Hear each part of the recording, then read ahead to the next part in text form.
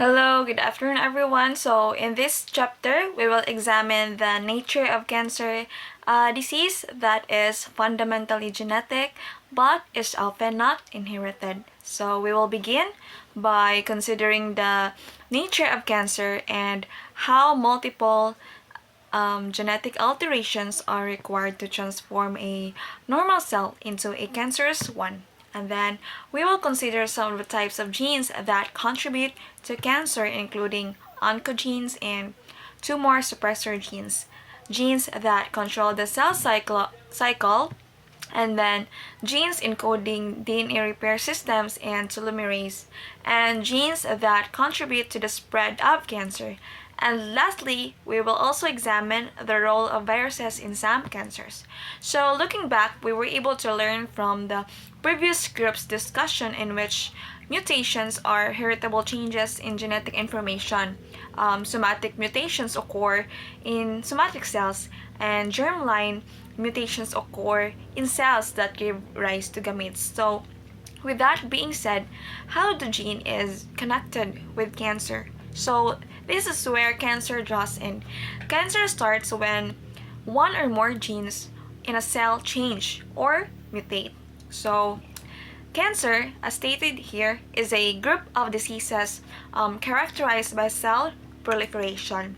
So, with that, cancer is not considered a single disease. Rather, it is a heterogeneous group of disorders characterized by the presence of cells that do not respond to the normal controls on cell division. So, what will happen when cancer cells divide rapidly and continuously or simply proliferate? So, they will create tumors that crowd out normal cells and eventually rob healthy tissues of nutrients. So, as you can see in the figure, it is a light micrograph of a liver section with tumors. So, as labeled, those tumor cells or the cancer cells are the light pale stained cells, while the darker cells are healthy liver cells or considered the normal cells. So as you can see, no, na mas na crowd out or mas dominant ang number of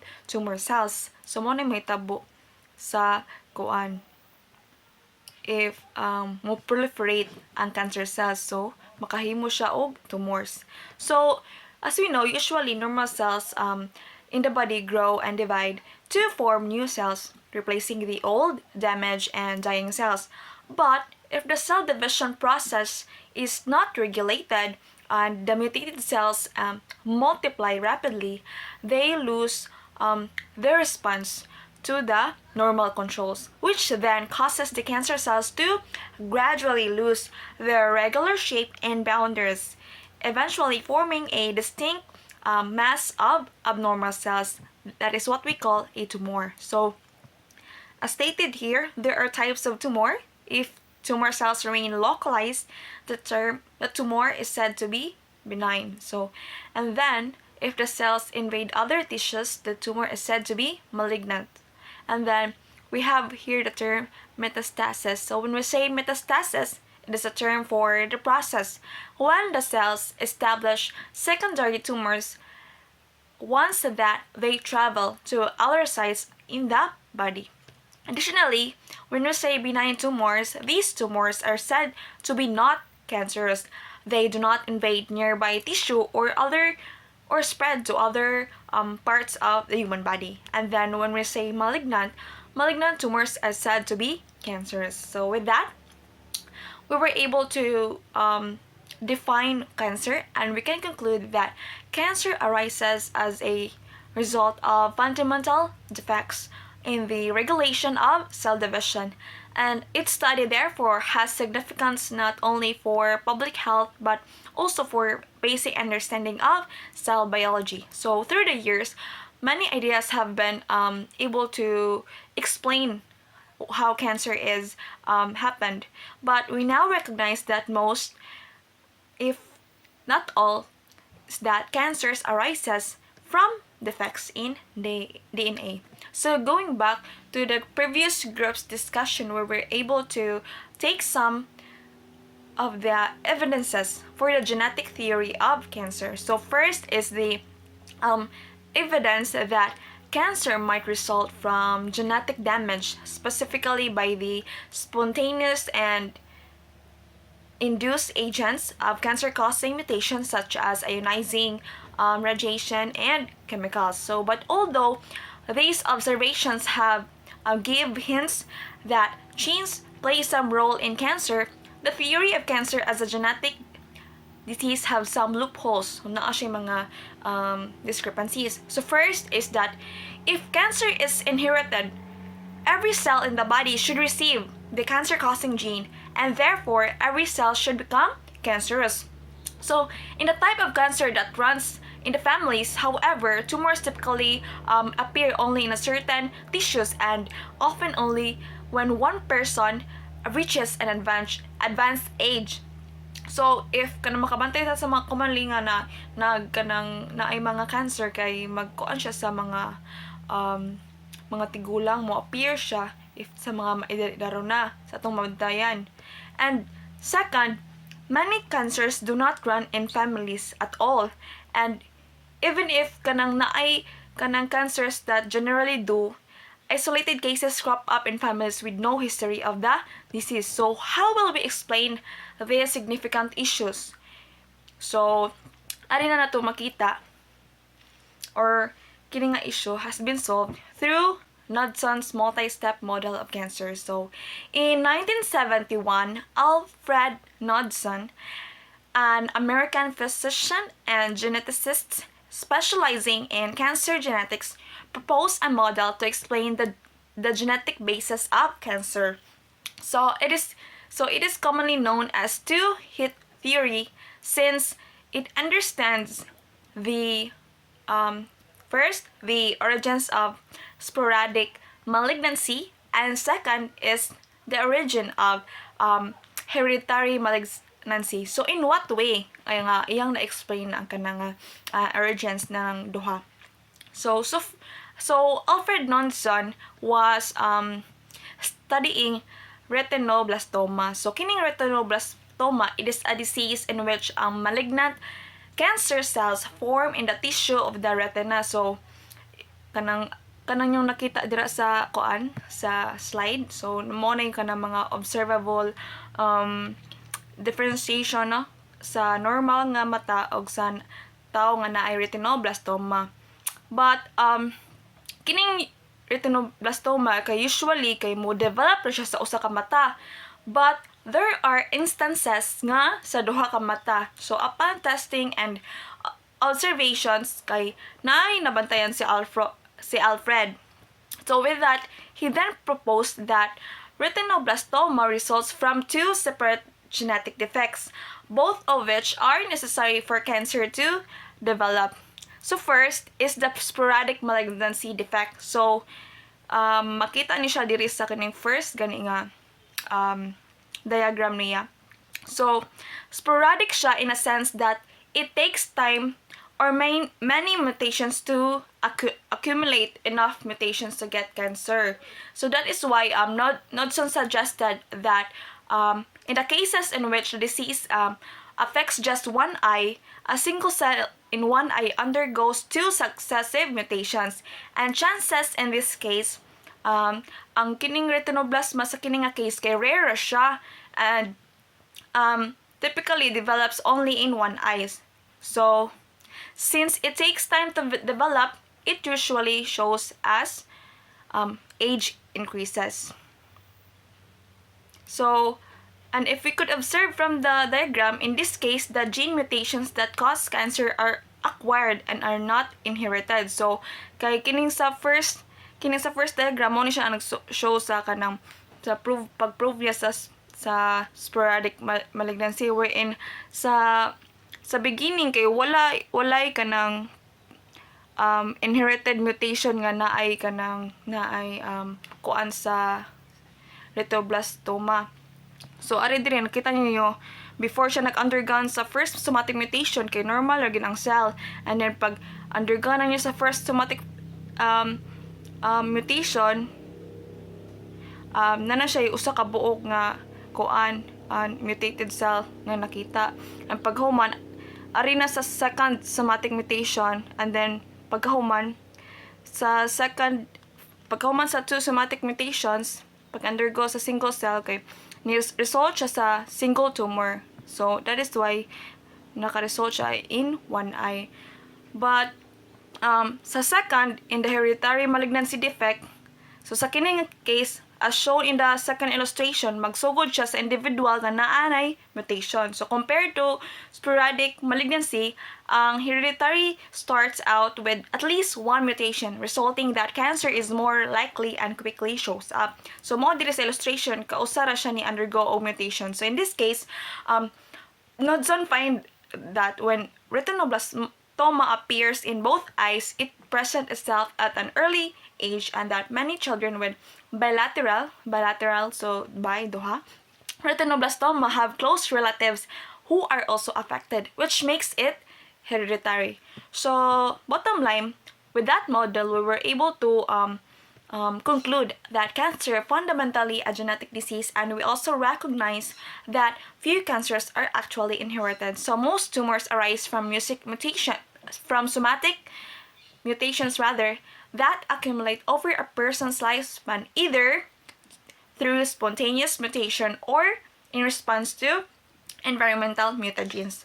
So, looking into a bigger picture, the model was able also to conclude that multiple mutations are required to produce cancerous cells. So, that proves the clonal evolution of tumors. So, the tumor cells acquire more mutations that allow them to become increasingly more aggressive in their proliferate properties. So with that, it will result to a clonal evolution, which is the accumulation of mutations in a clone cells. So a mutation that allows a cell to divide rapidly provides the cell with its growth advantages. So as you can see, so first, a cell is predisposed to proliferate at an abnormally high rate.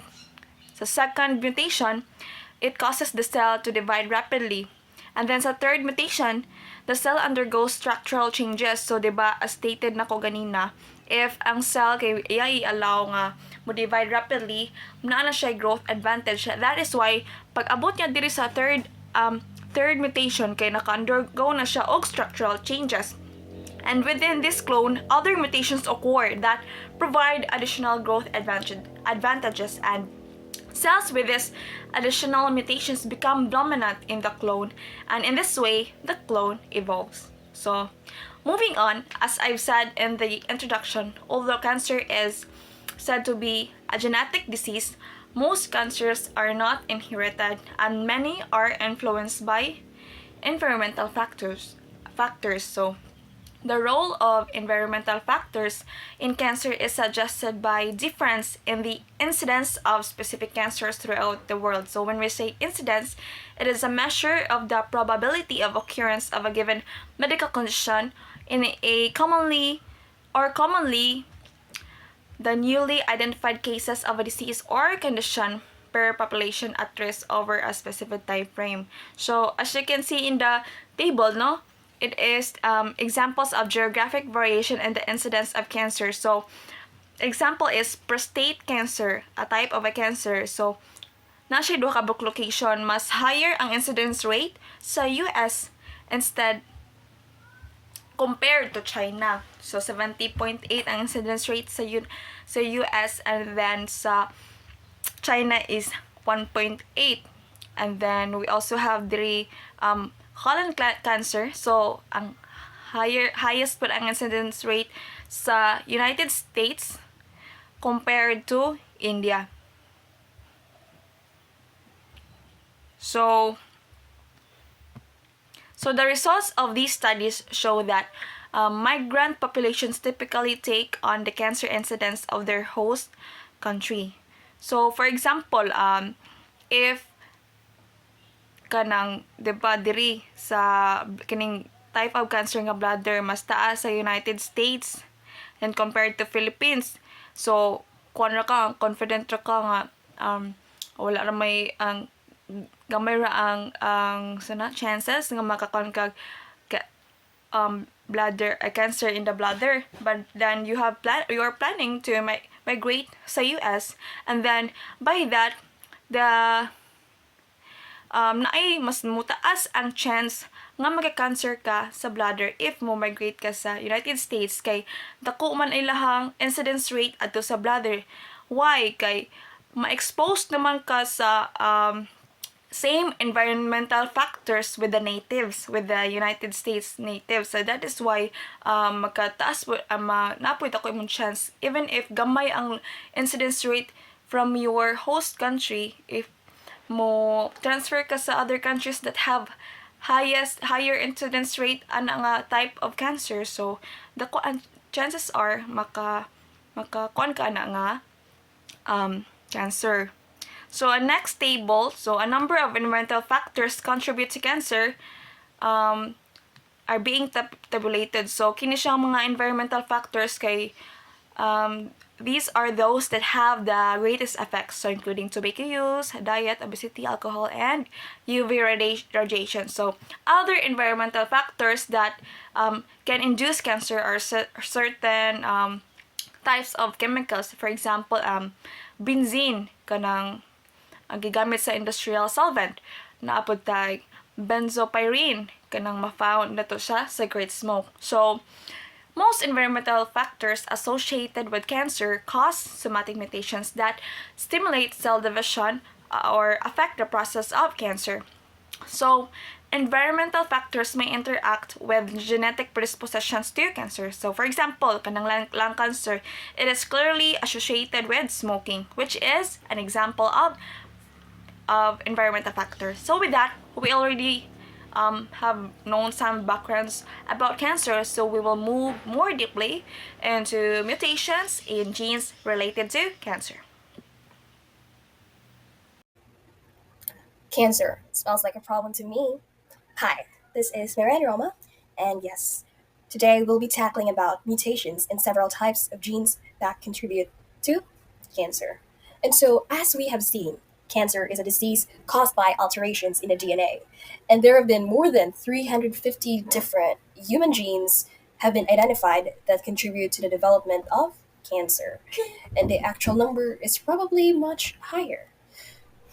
And so there has been a research with mice that suggests that more than 2,000 genes can, when mutated, contribute to cancer. So yes, this is a mutation in one cell. There has been a change. So if you're going to search it up, the meaning of mutation or mutate, a change. And so before delving in deeper to this topic, let me introduce to you first with proto-oncogene versus oncogene. So what do we mean by proto-oncogene? As what you can see on the picture over here in my PowerPoint presentation is that the proto-oncogene has a is it's like dark green. So what do we mean by dark green? Dark green means that the speed is normal, while on the oncogene part, in which it has a red dot, it means that the speed for this one is going on a faster manner. So like mas paspas siya compared sa proto-oncogene. Why is that? So proto-oncogene, this is the gene in normal cells. So normal cell division. This stimulates cell division or growth.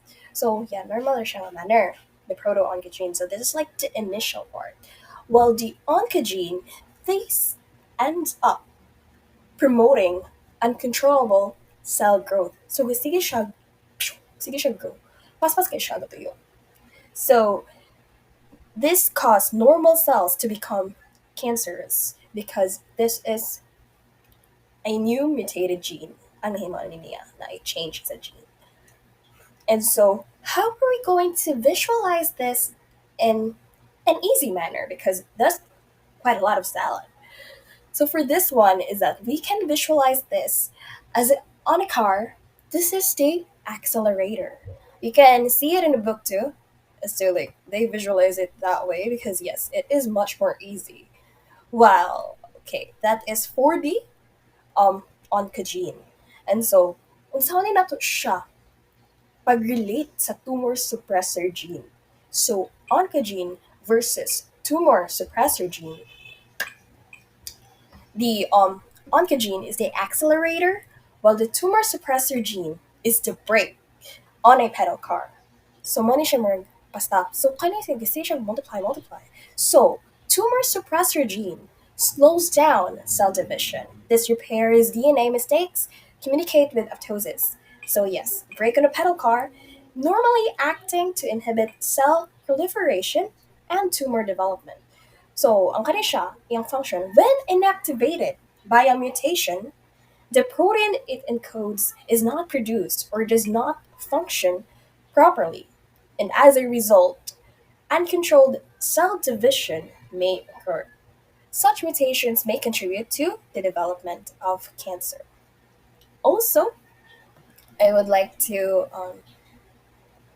introduce to you some oncogenes and functions of their corresponding proto-oncogenes. So yes, you may take a screenshot of this one, or this as it's very self-explanatory. And so going back with the tumor suppressor genes is that yes, they are the ones who stops, no? They're the ones who stops. So sa may example na ta ani Mia. Okay. I also have here a PowerPoint too about this tumor suppressor genes, like in the example and its function. So the function is the slowing down of cell division. That is that. So when inactivated, new mutated gene. So kani siya na loss of function. This promotes cancer. So get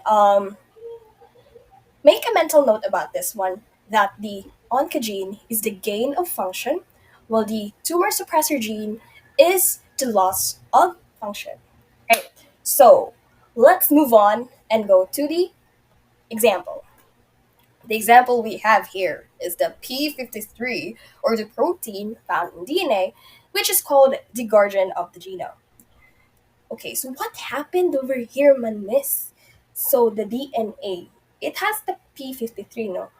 And the function of the P53 is DNA repair. And also, if needed, apoptosis. So if na damaged ang DNA, P53 should come over there to repair, di ba? They are transcribed to repair the DNA. And so, when the P53 lost its function, inactivated, unsa man ma-repair? So wala. So there has been no DNA repair, no apoptosis of the damaged cells, and there has been no cell cycle arrest.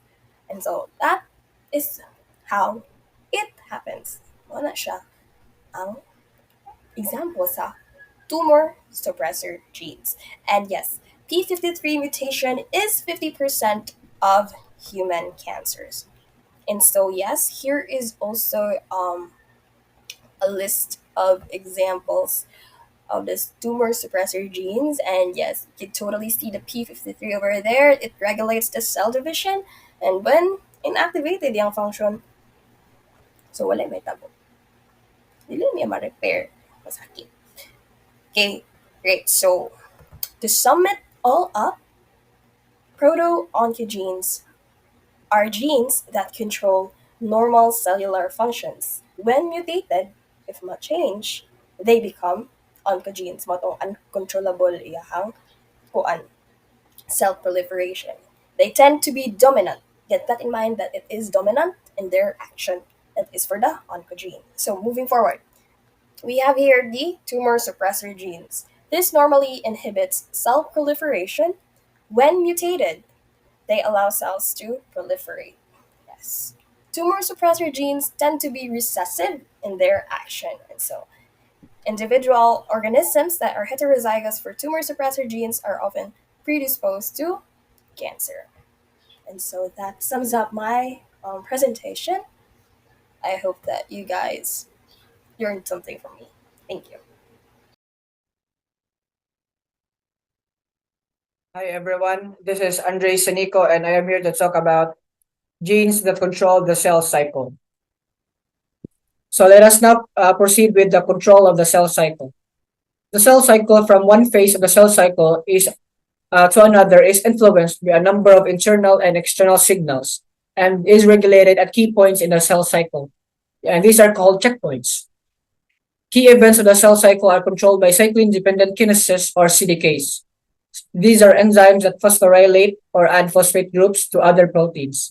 In some cases, phosphorylation activates the other protein, and in others, it inactivates the other protein. As their name implies, CDKs are functional only when associated with another type of protein called a cyclin. A cyclin's function is to specify which proteins the CDK will phosphorylate. Each cyclin appears at a specific point in the cell cycle, usually because its synthesis and destruction are regulated by another cyclin. So let's take a look at the G1 to S transition. Progression through the cell cycle is regulated at several checkpoints, which ensure that all cellular components are present and in good working order before the cell proceeds to the next phase. So we have here an image of the cell cycle. So there are three major checkpoints within the cell cycle. We have the G1 to S checkpoint, the G2 to M checkpoint, and inside the M checkpoint or the mitotic phase checkpoint. But let's focus on the first checkpoint which is the G1 to S checkpoint. The G1 to S checkpoint resides just below just before the S phase of the cell cycle. The G1 to S checkpoint is at the end of G1, just before the cell enters the S phase and replicates its DNA. The cell is prevented from passing through G1 to S checkpoint by a molecule called the retinoblastoma or the RB protein, which binds to another molecule called the E2F protein and it keeps it inactive. During the G1, cyclin D and cyclin E continuously increase in concentration and combine with their associated CDKs. Cyclin D and cyclin E both phosphorylate the molecules of RB protein. By late in G1, phosphorylation of RB is completed, which now inactivates RB protein. And without the inhibitory effects of RB protein, E2F is released. The E2F protein then stimulates the transcription of genes that produce enzymes necessary for replication of the DNA. And the cell moves into the S phase of the cell cycle. So you have here as a simple illustration of the G1 to S checkpoint, which has that retinoblastoma. So we have here the RB protein with the E2F protein. So the RB protein binds with the E2F protein. And with that, cyclin D and cyclin E phosphorylates the RB protein. After some time, the RB protein is the cyclin D and cyclin E increase their concentrations. And after completing the process, the RB protein would be inactivated, therefore allowing the E2F to be released. And now the E2F binds with the DNA and stimulates the transcription of genes required for DNA replication, therefore allowing the cells that were blocked by RB protein to proceed with the S phase. So continue the cell cycle. And let us now proceed with the mutations in cell cycle controls and cancer. Many cancers are caused by defects in the cell cycle's regulatory machinery. For example, mutations in the gene that encodes the RB protein, which normally holds the cell in G1 until the DNA is ready to be replicated. And they are associated with many cancers, including retinoblastoma. Retinoblastoma is a cancer which resides at the back of our eyes. When the RB gene is mutated, cells pass through the G1 to S checkpoint without the normal controls that prevent the cell proliferation.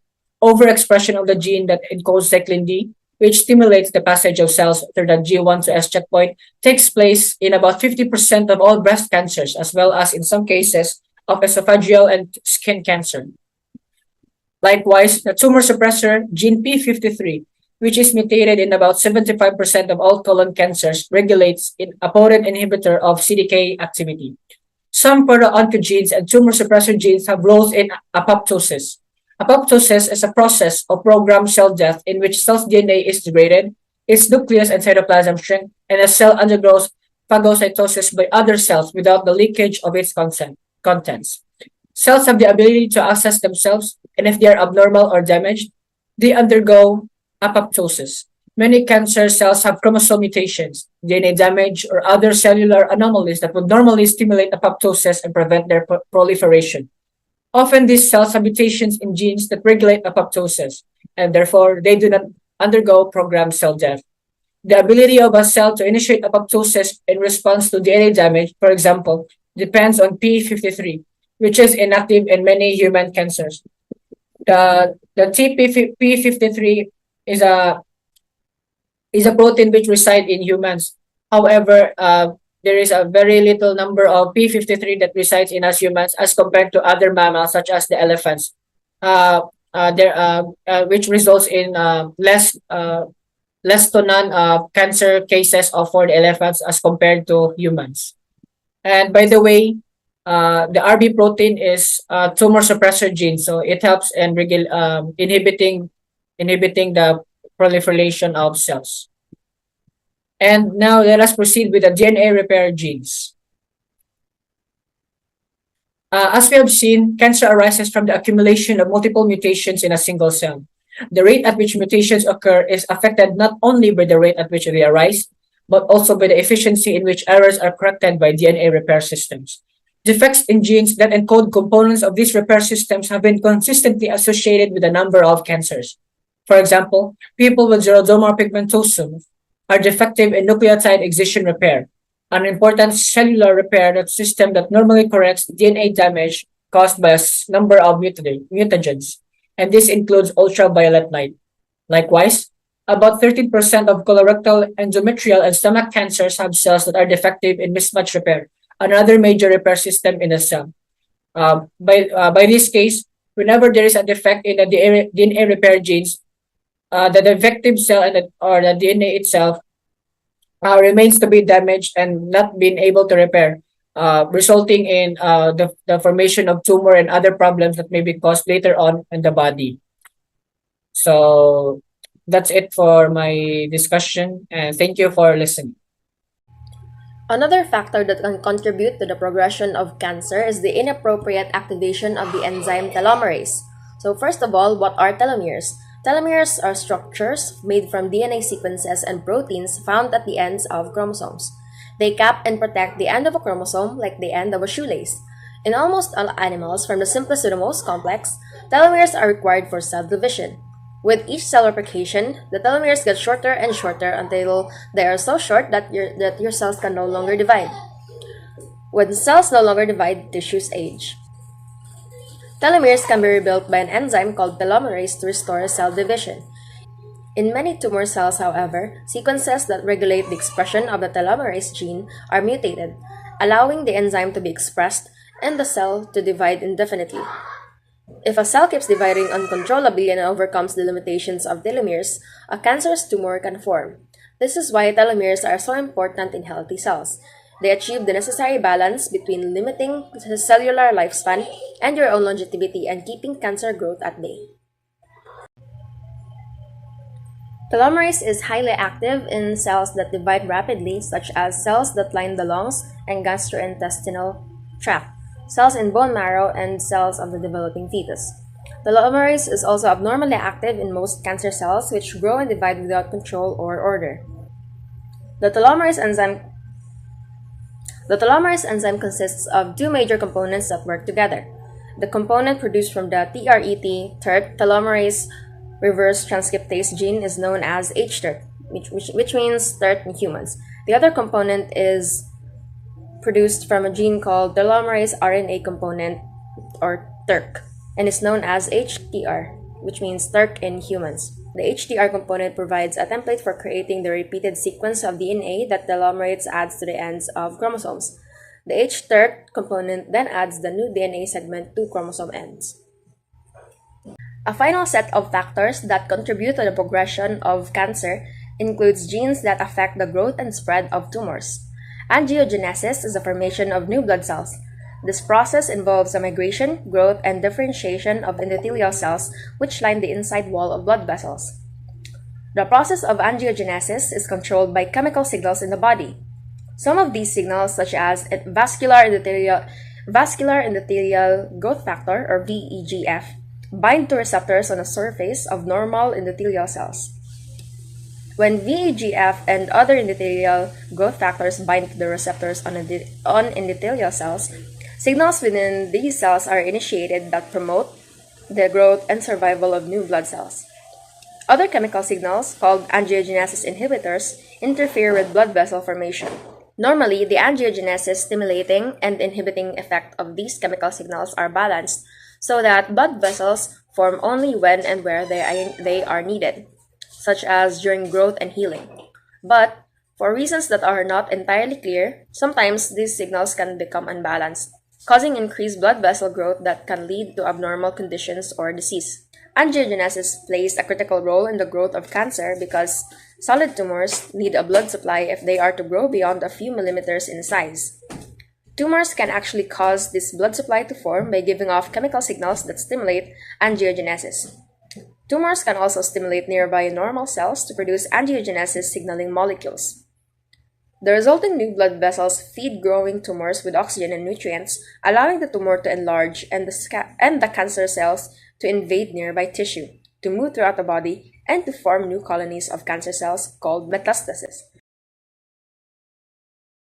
And we are down to chapter 16.5, and in this chapter we will be tackling about viruses are associated with some cancer. Viruses is an infectious microbe consisting of a segment of nucleic acid. It's either DNA or RNA, and a virus is also surrounded by a protein. So cancer, it is also a large number of diseases characterized by the development of abnormal cells that divide uncontrollably and have the ability to infiltrate and destroy normal body tissue.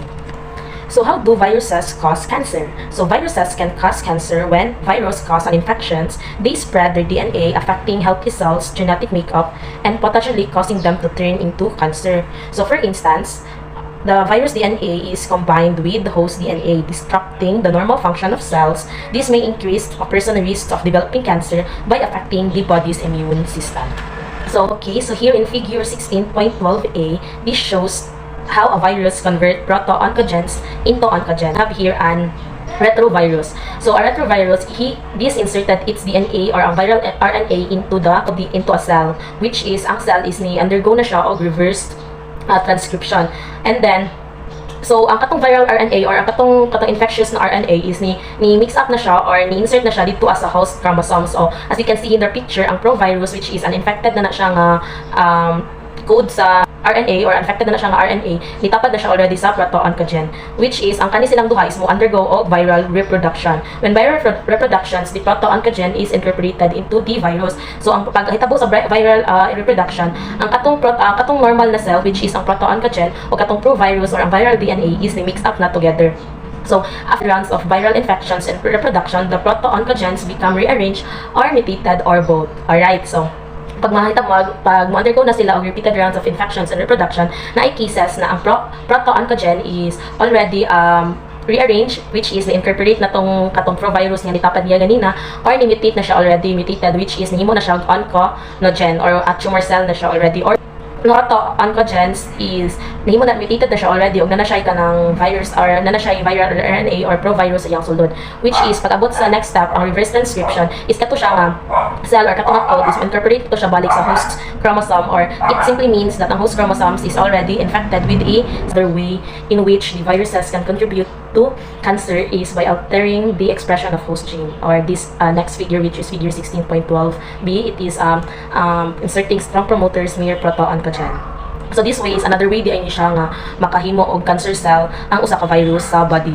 Or in the picture, a retrovirus infects a cell. So nag-insert na siya og kanang RNA or mga infections inside a cell, and then the provirus, pag-insert na niya is mato na siya sa host chromosome, mutapad din na siya sa proto-oncogen, and then pagtapad niya sa proto-oncogen is magbutang na siya og strong viral promoter. So mo insert na ang strong viral promoter, so which cause na pag-stimulate sa proto-oncogen, mo result siya og overexpressions of the proto-oncogen. So ang kaning provirus is nagdala dyan siya strong viral promoter, which is kaning strong viral promoter is infectious genetic material.